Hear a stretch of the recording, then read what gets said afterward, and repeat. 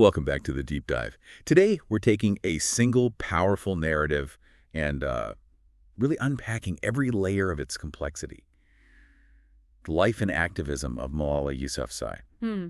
For most people, she's instantly recognizable, the youngest Nobel Peace Prize laureate in history, a global icon for education. Right. But if you just stop at that headline, you miss the incredible, honestly terrifying, and strategically brilliant journey that took her from total anonymity to international prominence. That jump is the absolute heart of our mission today. We have a stack of sources detailing her life, and we're going to use them to trace that exact timeline. Yeah. We're asking how a Pashtun girl from a lower middle class family in Pakistan's Swat Valley, operating under this constant threat of violence, somehow managed to become a global human rights advocate by the time she was 17. And our focus will be laser sharp on this. We're moving from her anonymous BBC blog entries back in 2009. Right, when she was writing as Gul Mackay. Exactly, Gul Mackay. All the way through the calculated 2012 assassination attempt that almost took her life, recovery in the UK, and then right up to her continuing global advocacy, her time at Oxford, and the really complex, often fraught relationship she still has with her home country. And to really grasp the sheer courage of that initial defiance, we have to start by setting the stage. This was not a story of peaceful protest in a safe city. No, not at all. This was a young girl choosing to raise her voice inside the Swat Valley during a period of intense, palpable fear, a period when the Pakistani Taliban were actively imposing this kind of medieval shadow over the community, and they were enforcing compliance through visible, horrifying acts of violence. That context is what absolutely necessitated the kind of activism we're about to get into. Okay, so let's unpack this. We begin in Mingora. It's the largest city in the Swat district of Pakistan's northwestern Khyber Pakhtunkhwa province. Malala was born on July 12, 1997. Right. And what stands out immediately in the sources is just how grounded her origins are. It's so important to note the specifics. She was born at home, not in a hospital, but at home with the help of neighbors. Wow. And that immediately roots her in this, this communal, deeply traditional fabric of the local community. Her family is Sunni Muslim. They belong to the Pashtun ethnicity, specifically the Yousafzai tribe. And that identity is key. It's absolutely key. Because the Pashtun code, Pashtunwali, it heavily emphasizes things like honor, hospitality, and really significantly resistance against tyranny. That Pashtun heritage is woven right into her very name.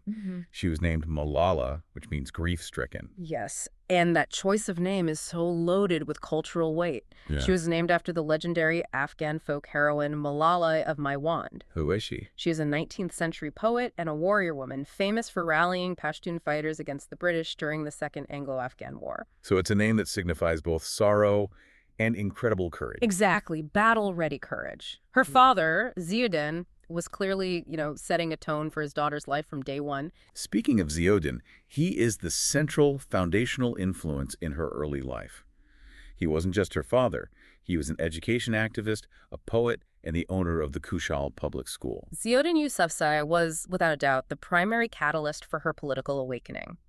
He was highly progressive in his views on gender and education, especially for that region. And the sources mention a fascinating, almost strategic detail about their family life.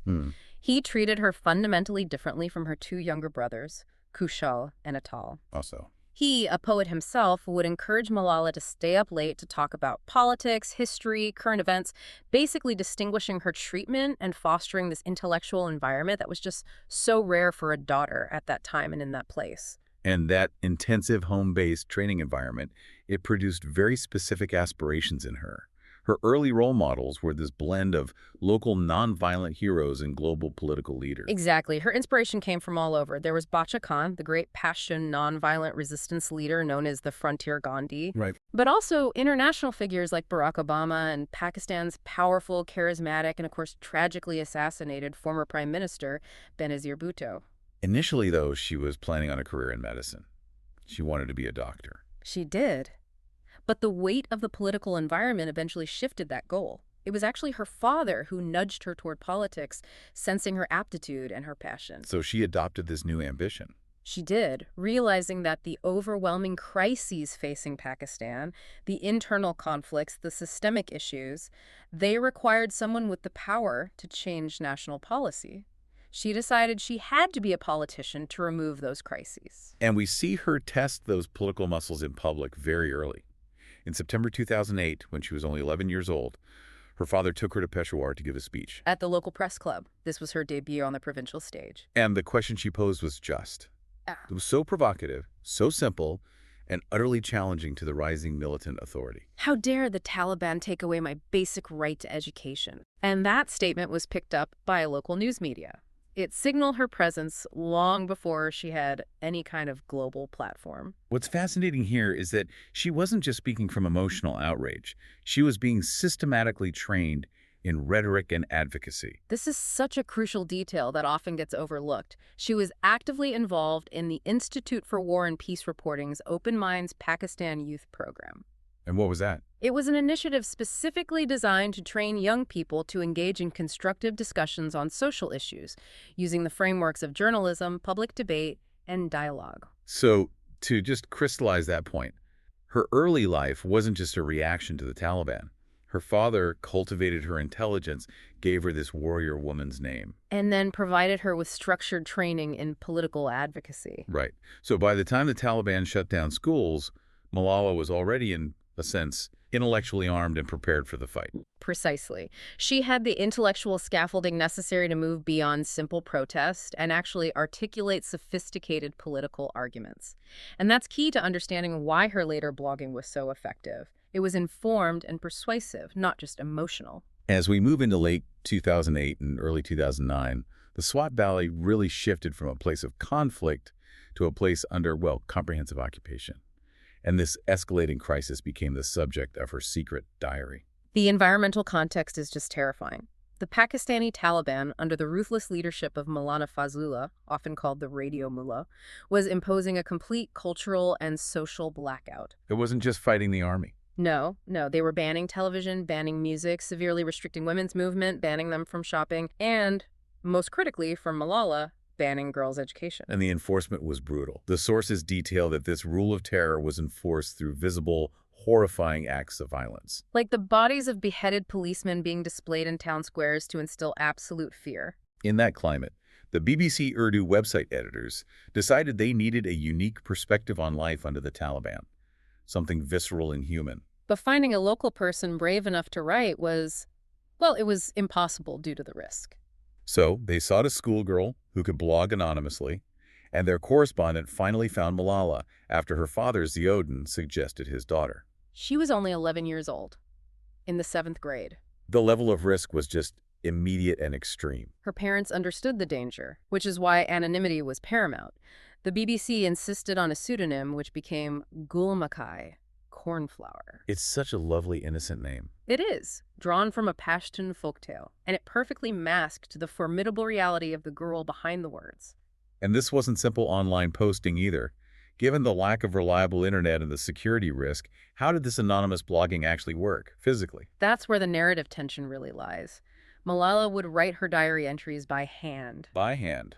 Wow. She would then pass those handwritten notes to a local reporter. That reporter would then have to travel to scan or transcribe the text and email it to the BBC in time for publication. So every single handoff was a potential moment of exposure. A daily, deliberate act of defiance. The potential punishment if they were caught would have been severe, likely execution. And the content of those entries, which began on January 3rd, 2009, they captured this creeping psychological impact of the Taliban's rule. Her very first entry highlighted the immediate stress. She wrote, "I had a terrible dream yesterday with military helicopters and the Taliban. I have had such a dream since the launch of the military operation in Swat." The fear wasn't just external, it was internalizing. Right. And she chronicled the physical manifestation of the Taliban's edict. Her class attendance dropped from 27 students to just 11 because the deadline banning girls from school after January 15th was looming. And the destruction wasn't accidental. It was a calculated, systemic attempt to erase female education completely. Absolutely. By this time, the Taliban had already blown up more than 100 girls' schools in the area. Imagine that. 100 schools. The scale of targeted destruction is just staggering. And Malala's entries, they show her increasing frustration with the lack of government protection. On January 24th, she noted the upcoming annual exams, but then she pessimistically adds, This will only be possible if the Pakistani Taliban allow girls to go to school. She was already questioning the army's presence. She was. She questioned the purpose of their presence if they were just going to wait until, as she put it, dozens of schools have been destroyed and hundreds others closed down before they offered any protection. There was that brief interlude of false hope that she documented. The sources recall the anecdote of firing for peace around February 15th. It's a beautifully tragic detail. Her father tried to reassure her, saying a peace deal was imminent and they would sign it the next day. But as the Taliban announced this so-called peace deal on their illicit radio studio, a fresh and stronger round of artillery fire started outside. That moment must have just encapsulated the whole sense of betrayal. And the fragility of peace. And even though the ban on primary education was temporarily lifted, girls-only secondary schools initially remained closed. And when they did reopen, the Taliban mandate required girls to wear the restrictive burqa. Her blog concluded in March 2009, but by May, the situation had deteriorated into the Second Battle of Swat. Which forced her family to become internally displaced persons, or IDPs. That displacement period was incredibly disruptive. While her father went to Peshawar to lobby government and military officials for support, Malala was sent to live with relatives in the safer countryside. And the New York Times documented her during this period in the documentary Class Dismissed. It's a really poignant scene where she talks about being really bored because I have no books to read.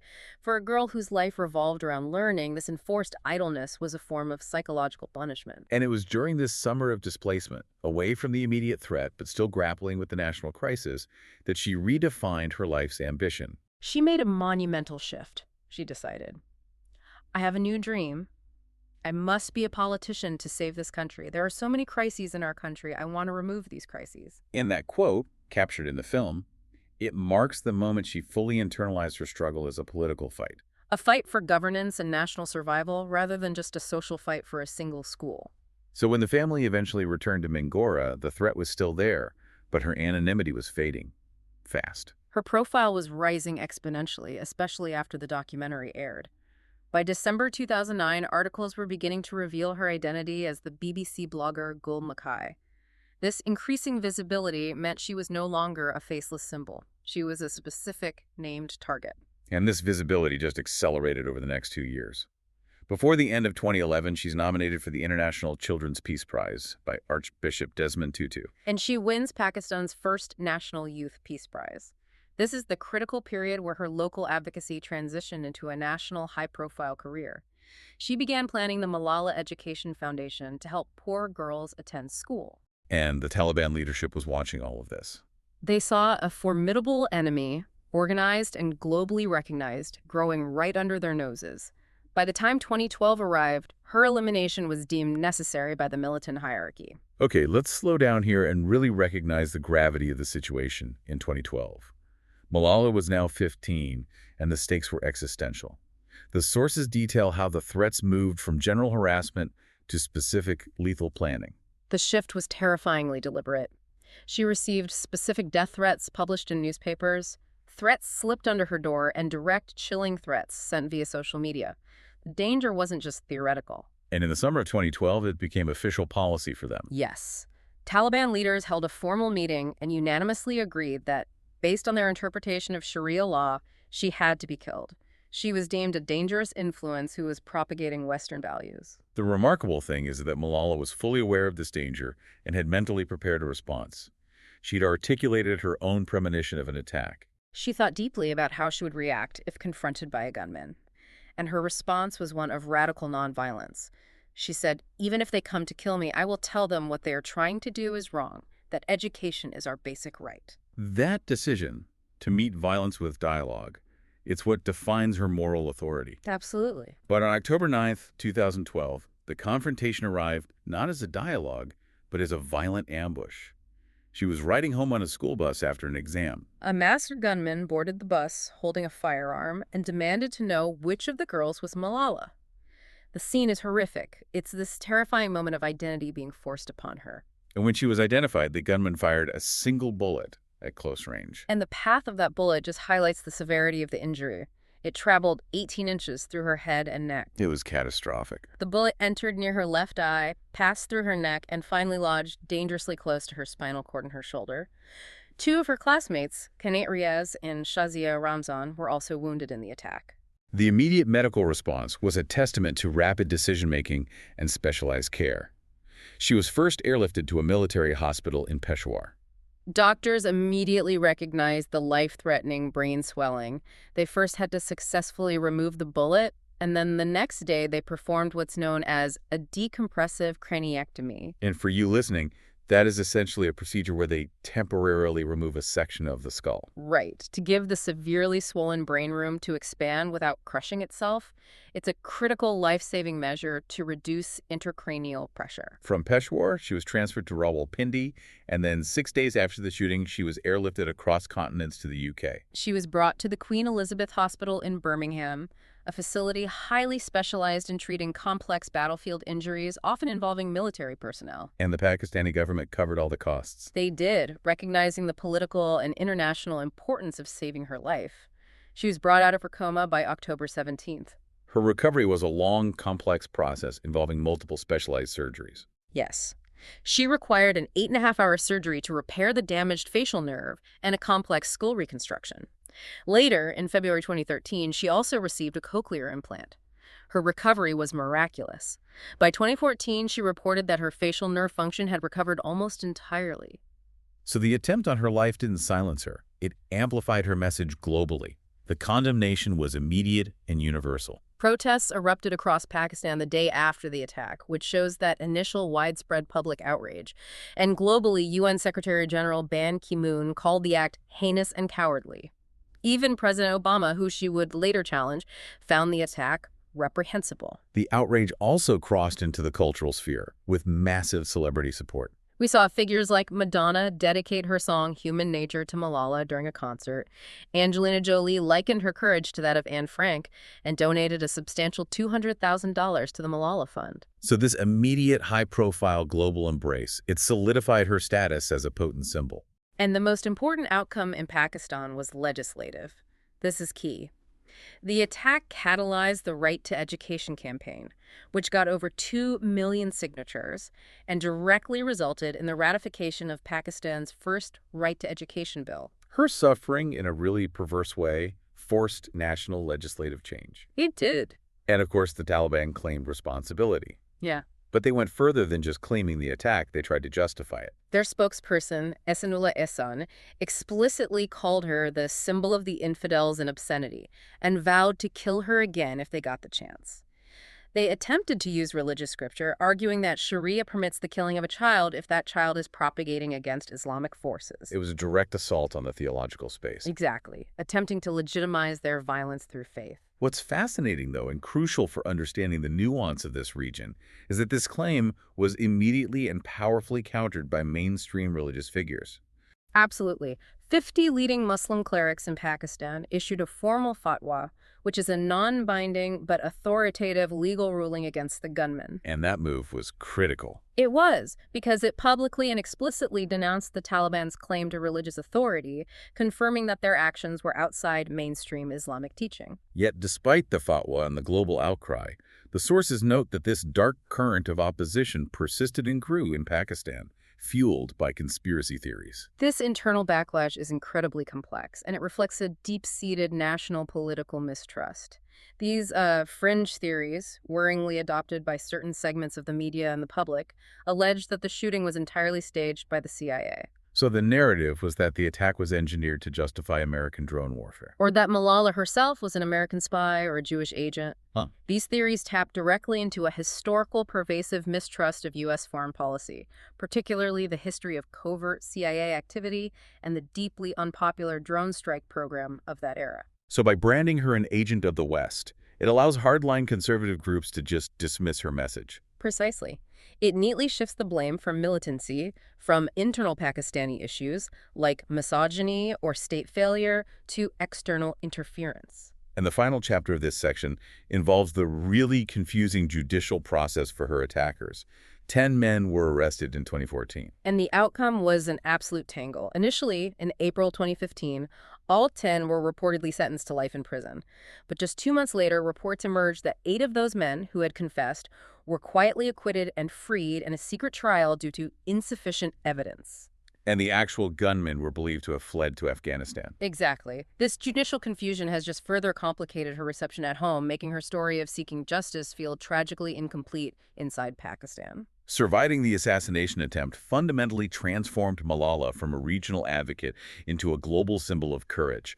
This new platform was unveiled on July 12, 2013, her 16th birthday, which the UN officially designated Malala Day. Her speech at the UN was her first major public address since the attack, and it was a strategic masterclass in symbolism and messaging. She gave this speech while wearing one of Benazir Bhutto's shawls. Right, visually connecting herself to one of Pakistan's most powerful, secular, and tragically murdered female political figures. And her message wasn't just about resilience. It was about transformative courage and forgiveness. She declared that the terrorists failed in their objective. She said, "The terrorists thought they would change my aims and stop my ambitions, but nothing changed in my life except this. Weakness, fear, and hopelessness died. Strength, power, and courage was born." And she maintained that extraordinary moral high ground. By requesting education not only for herself, but specifically for the sons and daughters of the Taliban and all terrorists and extremists, that ability to advocate for her enemies' children demonstrates a rare commitment to systemic change through knowledge. What's fascinating here is that she immediately used this platform not just for acceptance, but for confrontation. In October 2013, she met with President Barack Obama in the Oval Office, and she challenged him on a deeply sensitive foreign policy issue. This is a moment of strategic genius. Malala was grateful for the support from the U.S., but she was never going to be a puppet. She directly confronted Obama over the controversial U.S. drone strikes in Pakistan. What was the essence of her critique? Her argument was sophisticated and rooted in the reality she experienced. She told the president that drone strikes are counterproductive. By killing innocent civilians, what the U.S. termed collateral damage, these strikes didn't destroy terrorism, they fueled it. Right. They generated resentment. Immense resentment, driving new recruits into the hands of extremist groups. She urged him to refocus resources away from warfare and back toward development and education. That took immense bravery, to use a meeting with the most powerful person in the world to critique his policies. It showed she understood the assignment. She wasn't just a symbol. She was a political actor, using her moral capital.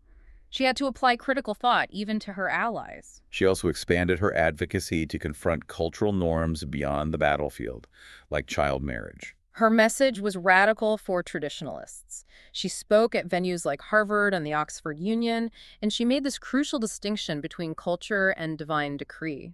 She stated clearly that traditions like child marriage are not sent from heaven. It is we who make cultures, and we have the right to change it. So she was challenging the idea that these deeply rooted cultural practices are sacrosanct. Exactly, that they're unchangeable. All of this intense global activity culminated on October 10th, 2014, when she was announced as the co-recipient of the Nobel Peace Prize. The recognition was immense. She shared the prize with Kailash Satyarthi, a veteran children's rights activist from India. And that joint award, honoring figures from India and Pakistan, was powerfully symbolic. Her historical significance was immediate. At age 17, she became the youngest ever Nobel laureate. She's also the second Pakistani, after the physicist Abdus Salam, and the only Pashtun to receive the prize. But even receiving the Nobel brought controversy. It did. And this is where you get a deeper insight into the modern political nature of the Nobel Prize. There were critiques, like from the Norwegian jurist Fredrik Heffermel, who argued the prize was straying from its original mandate. Which was what? Heffermel argued that Alfred Nobel intended the prize to strictly promote global disarmament. The implication was that Malala's award, while focusing on a laudable human rights issue like education, represented a modern, politically driven interpretation of the criteria. So she essentially became a central figure in a debate about what the Nobel Peace Prize should even stand for in the 21st century. Precisely. Her award became a lightning rod for those who felt the Nobel Committee had become too focused on human rights and political activism over strict peace and disarmament initiatives. And even during the ceremony itself, she handled a disruption with such grace. Yes, a student from Mexico interrupted to protest the Iguala mass kidnapping. Malala responded with instant compassion, acknowledging that young people face problems all over the world. It just proved she could handle unexpected crises on the biggest global stage with composure and empathy. Moving into the post-Nobel phase, Malala dedicated herself to mastering the theoretical foundations necessary for long-term political impact. She went from being an activist to, really, a student of statecraft. Her academic trajectory is perhaps the most powerful evidence of her long-term strategic vision. She first completed her secondary education in Birmingham, achieving excellent results. Then, in 2017, she was accepted into Lady Margaret Hall, Oxford, to study philosophy, politics, and economics, PPE. And for you listening, if you're not familiar with the UK academic system, PPE at Oxford is hugely significant. Oh, absolutely. It's one of the most intellectually demanding and politically consequential degrees in the world. It's often jokingly called the Prime Minister Factory in the UK. It's designed precisely to teach students how to analyze political systems, understand economic policy, and build philosophical justifications for governance. Her choice of PPE was a direct commitment to gaining the sophisticated theoretical tools to fulfill her ambition of saving the country. She graduated with honors in 2020, and her commitment to Oxford continued. She became the youngest ever honorary fellow at Linacre College in 2023. This rigorous academic background clearly informs the evolution of her political views. They've crystallized significantly. She has become quite open about her adherence to socialist principles. In a written message to Pakistani Marxists, she was unequivocal, stating, "I am convinced socialism is the only answer." We also saw her make a significant shift in her self-identification regarding feminism. This is a great example of personal growth through public discourse. Initially, in 2014, she explicitly distanced herself from the term feminist. But by 2015, she changed her mind entirely after hearing Emma Watson's powerful UN speech for the For She campaign. And she decided to proudly identify as a feminist. Right, she realized it was simply about equality. And what about her earlier, Benazir Bhutto-inspired goal of returning to Pakistan and running for prime minister? That ambition seems to have quietly retired. It was a conscious, pragmatic shift. Between 2014 and 2016, she frequently said she wished to return home and would consider political office. But by 2018, she'd gained this sophisticated understanding of how global change operates. She told David Letterman she realized there were other ways to bring change, and explicitly stated she would not want to hold a political position. Do you think that was a philosophical realization or more a pragmatic response to the intense backlash she faced at home? I think it was both. Philosophically, the PPE degree showed her the power of policy, philanthropy, and media leverage ways to affect change without dealing with the often corrupt mechanisms of state politics. Right. But pragmatically, she had to recognize the massive, sustained opposition she faced in Pakistan. A political run would have been incredibly complex, dangerous, and likely crippled by that agent of the West narrative. So by focusing on the Malala Fund, she maximizes her impact while minimizing the direct personal political risk. Exactly. And the Malala Fund has been her primary vehicle for change, channeling resources toward pressing international humanitarian crises. Like the school she opened in Lebanon. Yes, in the Bekaa Valley in 2015, specifically for Syrian refugee girls. And this action carried a clear political message, urging world leaders to invest in books, not bullets. She converts symbolic capital into tangible, on-the-ground change. And she hasn't shied away from challenging difficult figures, even fellow Nobel laureates. She took a strong stand regarding the persecution of the Rohingya people in Myanmar. She became a vocal critic, demanding that the Rohingya be granted citizenship.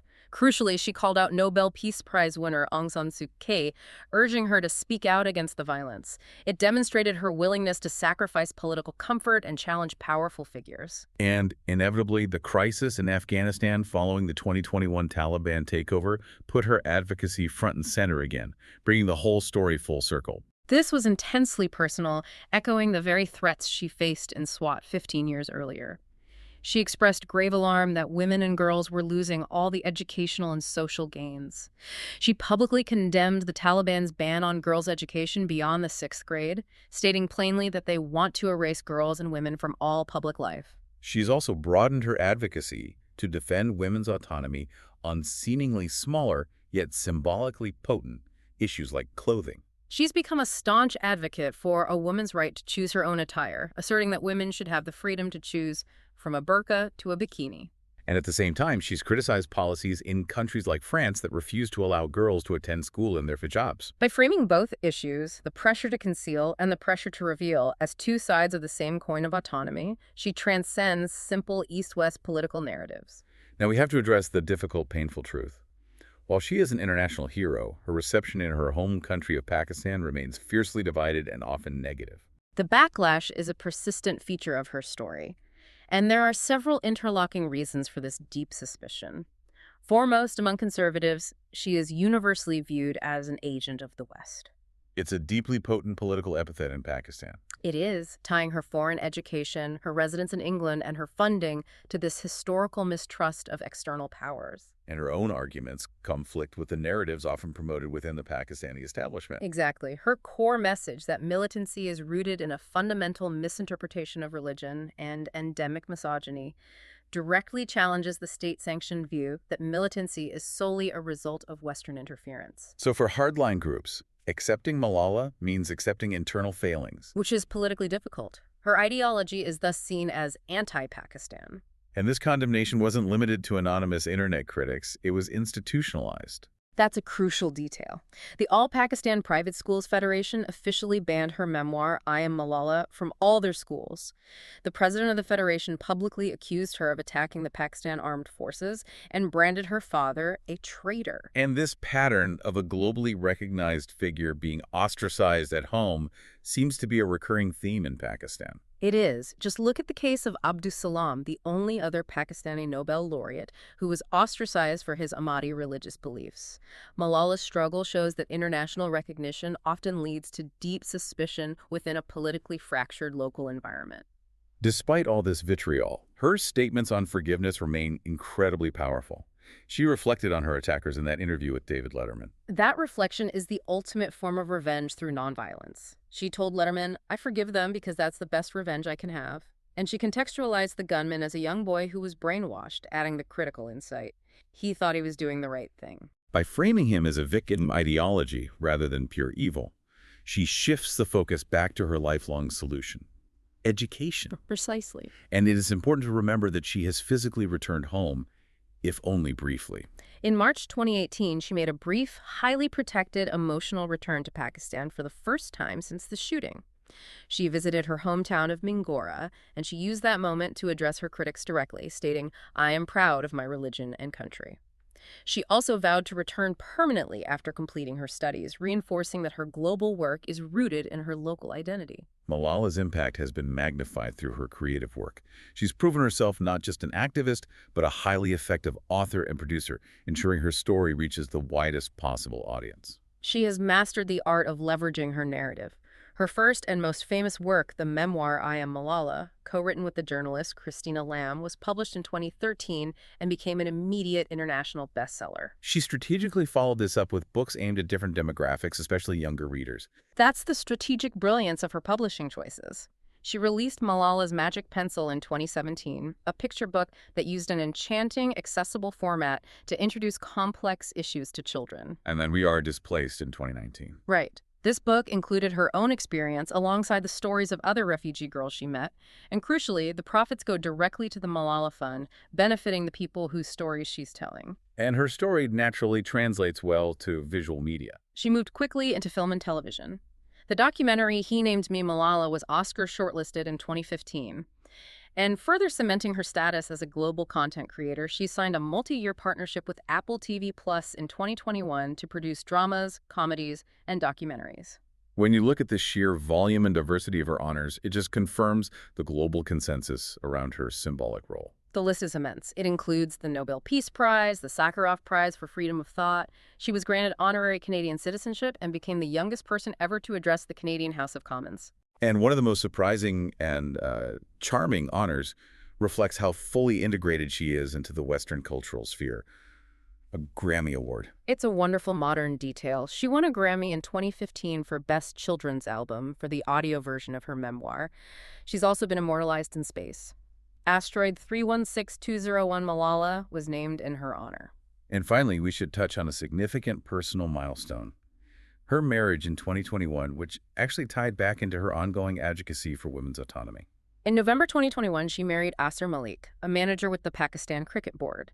This followed a period where she'd publicly questioned why people felt the need to marry. Right. Following her own wedding, she clarified that her previous concerns were specifically about child marriage, forced marriage, and unequal partnerships. By marrying a partner who fully understood her values and supported her work, she reaffirmed that marriage can be an equal partnership. She continues to identify as a practicing Sunni Muslim and has publicly defended her decision to wear a shayla, affirming that her faith remains a core part of her identity. So this deep dive into the life of Malala Yousafzai confirms the extraordinary power of resilience and strategy. Her journey, from the calculated risk of blogging anonymously as Gul Makai, to surviving a near-fatal attack and converting that violence into the world's loudest megaphone for education. It just demonstrates a profound ability to transform personal tragedy into global political leverage. It really does, and it showcases the vital link between knowledge and action. When you connect her rigorous academic achievement, earning a PPE degree from Oxford, to her immediate humanitarian goals, you see a figure who is applying the deepest intellectual tools to problems of statecraft and poverty. Whether she's challenging President Obama on drone warfare or directing the Malala Fund to open schools for refugee girls, She is the embodiment of knowledge applied for social change. her story is an essential source of inspiration for learners everywhere, demonstrating that intellectual preparation combined with immense courage can withstand even the most extreme forms of violence. Yet, for all her universal praise, her relationship with her homeland remains complex and, at times, intensely hostile. And that leaves us with a provocative thought for you, the listener, to consider as you reflect on this incredible life. Malala Yousafzai is a universally recognized symbol of education and courage to the world. But in her own country, Pakistan, her message is often viewed with deep suspicion, driven by complex political narratives that brand her as an agent of the West. This dynamic raises the question: when an individual's personal story becomes a global political narrative funded by international capital and championed by foreign leaders, can they ever truly reclaim a purely local national identity without having to sacrifice the powerful international platform that made their world-changing work possible?